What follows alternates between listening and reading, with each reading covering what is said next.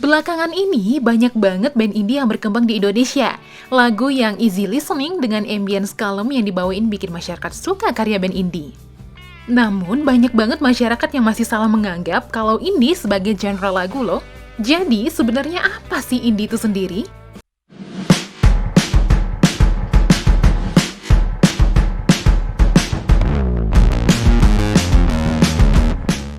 Lagu indie mulai berjamur di mana-mana, sebut aja kayak 420, Payung Teduh, Efek Rumah Kaca, dan masih banyak lagi.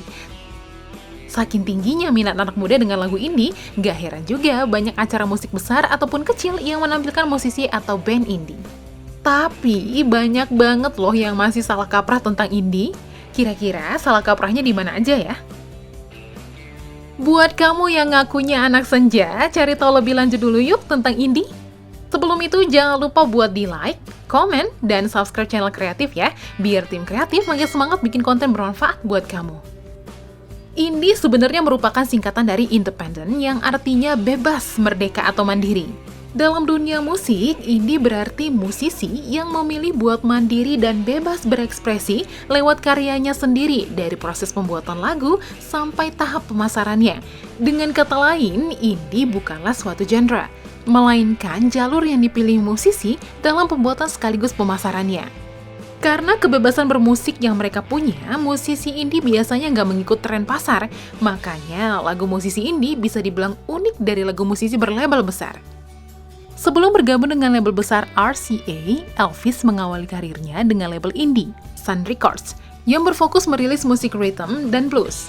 Sejak Elvis populer dan memperkenalkan kesuksesannya label indie, beberapa dekade selanjutnya musik indie pun makin berkembang dengan genre yang lebih luas. Sebut aja kayak The Smiths, Sonic Youth, The Velvet Underground, dan Joy Division di era 80-an.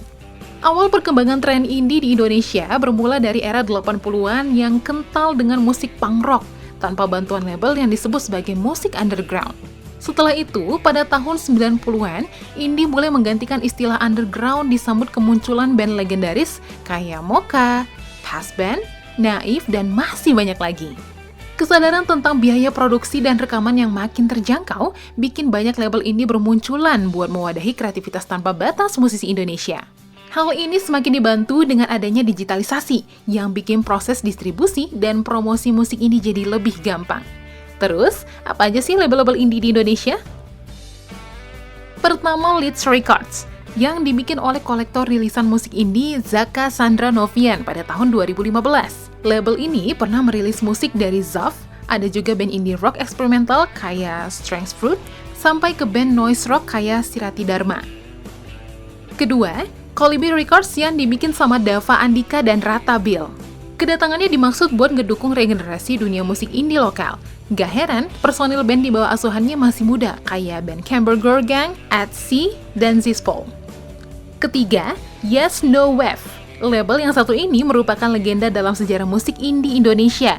Selain merilis, Yes No Wave juga dikenal sebagai arsip online yang menyimpan koleksi digital gratis. Label yang satu ini banyak merilis musik dari band dengan sentuhan tradisional dan eksperimental.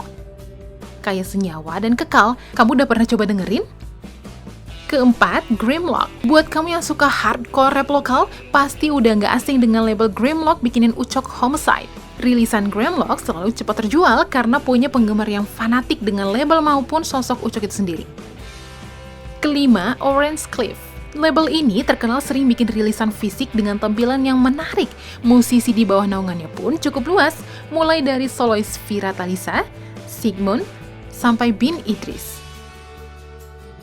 Nah, sekarang kamu udah lebih paham kan tentang ini dan sekilas perkembangannya di Indonesia.